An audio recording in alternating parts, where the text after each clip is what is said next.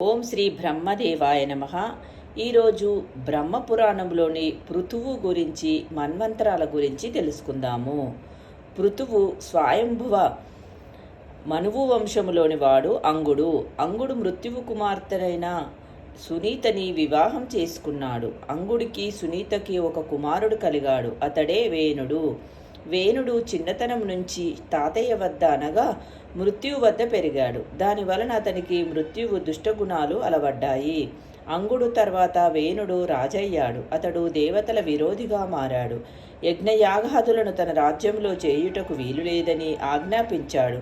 దైవ పూజలను నిషేధించాడు. తన రాజ్యంలో ఉన్న వారందరూ తననే పూజించాలని ఆదేశించాడు. తన ఆజ్ఞలను మీరిన వారిని కఠినంగా శిక్షించసాగాడు.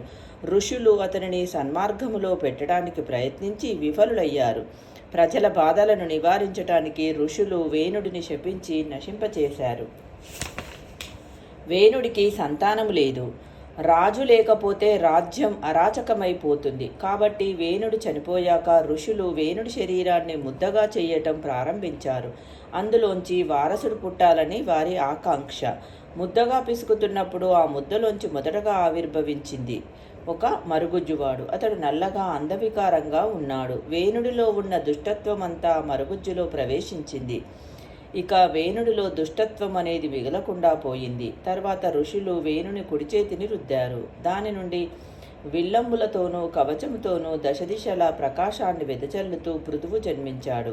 అతడు పుట్టగానే వేణుడు మరణించాడు. అన్ని నదులు, సముద్రాలు తమ పవిత్ర జలాలతో పృథువుని అభిషేకించి రాజుని చేయటానికి వచ్చాయి. ఋషులు, బ్రహ్మ కూడా పట్టాభిషేక సందర్భంగా అక్కడికి వచ్చారు. బ్రహ్మ పృథువుకి కిరీటాన్ని శిరస్సుపై ఉంచి విశ్వాసాన్ని పరిపాలించమని చెప్పాడు. చంద్రుణ్ణి, లతలు, మూలికలు, నక్షత్రాలు, గ్రహాలు, యజ్ఞాలు, తపస్సు, బ్రాహ్మణులు మొదలైన వారిని పాలించమని చెప్పారు. వరుణుడు సముద్రాలకు రాజయ్యాడు. కుబేరుడు రాజులందరికీ ప్రభువయ్యాడు. విష్ణువు ఆదిత్యులకు, అగ్ని వసువులకు, దక్షుడు ఇతర ప్రజాపతులకు, ఇంద్రుడు మరుత్తులకు, ప్రహ్లాదుడు దైత్యులకు, దానవులకు, యముడు పితరులకు, శివుడు యక్షులకు, రాక్షసులకు, పిశాచకులకు, హిమాలయాలకు ప్రభులయ్యారు.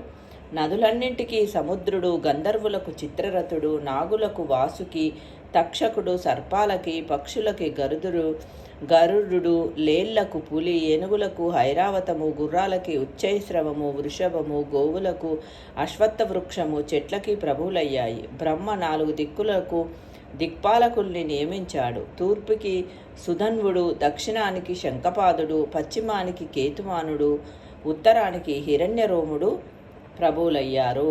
పృథువు ప్రజల్ని చక్కగా పరిపాలించాడు. అతని పాలనలో భూమి సస్యశ్యామలం అయ్యింది. గోవులు అమితంగా పాలనిచ్చాయి. అందరూ సుఖ సంతోషాలతో ఉన్నారు. పృథువుని వైభవపేతుని చేయడానికి ఋషులు ఒక యాగం చేశారు. దాని నుండి సూతులు, మాగధులు జన్మించారు. రాజుని పొగడమే వారి వృత్తి. మేము ఏమని పృథువుని కీర్తించాలి? అతడు ఇంకా చిన్నవాడే, పొగడతగిన పనులు అతడేమీ చేయలేదే అన్నారు సూతులు, మాగధులు. నిజమే, కానీ అతడు భవిష్యత్తులో చాలా ఘనకార్యాలు చేస్తాడు. అతడు చేసే పనులేమో మేము చెప్తాము, వాటిని కీర్తించండి అన్నారు ఋషులు. అతడు చేయబోయే ఘనకార్యాలను గురించి విన్న తర్వాత సూతులు, మాగధులు అతన్ని కీర్తించడం మొదలుపెట్టారు. అతని ఘనకార్యాలు ప్రపంచమంతటా వ్యాపించాయి. పృథువుని చూడటానికి చాలామంది వచ్చారు.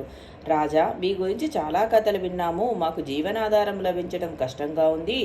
మేము భూమి మీద ఎక్కడుండాలో, జీవనాధారం ఎక్కడ లభిస్తుందో తెలియజేయండి అన్నారు వారు. పృథువుకు భూమిపై కోపం వచ్చింది.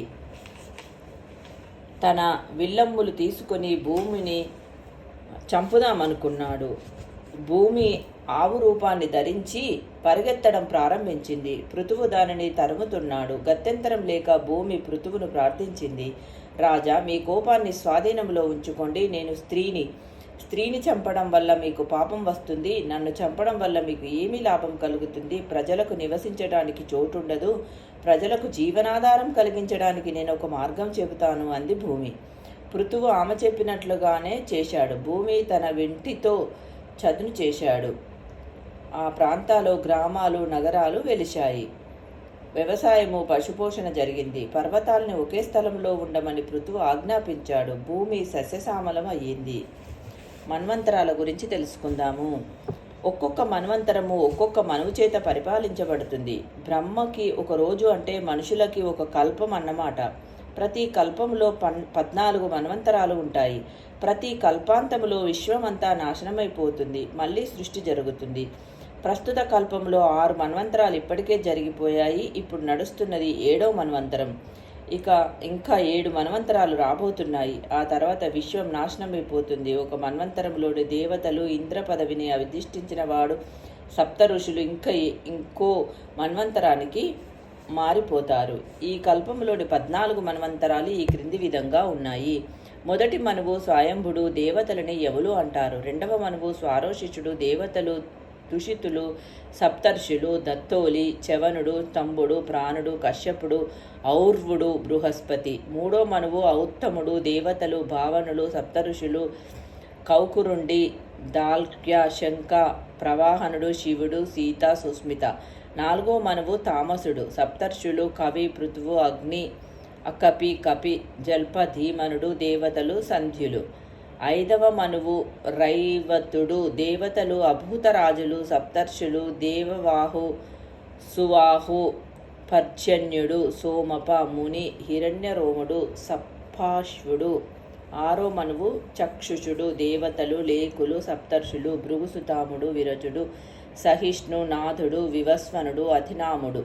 ఏడో మనువు అంటే ప్రస్తుత మన్వంతరములోని మనువు వైవస్వతుడు, సప్త ఋషులు, అత్రి, వశిష్ఠుడు, కశ్యపుడు, గౌతముడు, భరద్వాజుడు, విశ్వామిత్రుడు, జమదగ్ని, దేవతలు, సంధ్యులు, విశ్వదేవులు, మారుతులు, పనులు, అశ్వినులు, ఆదిత్యులు. ఎనిమిదవ మనువు సాపర్ణి, సప్తర్షులు, అశ్వత్థామ, శరధ్వనుడు, కౌశికుడు, గాలపుడు, శతానందుడు, కశ్యపుడు, రాముడు.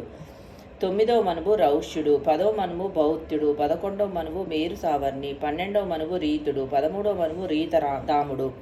14వ మనువు విశ్వక్సేనుడు. ఈ విధంగా పృథువు మన్వంతరాల గురించి తెలుసుకున్నాము. రేపటి వీడియోలో సూర్యవంశం అంటే ఏమిటో గురించి తెలుసుకుందాము. ఓం శ్రీ బ్రహ్మదేవాయ నమః.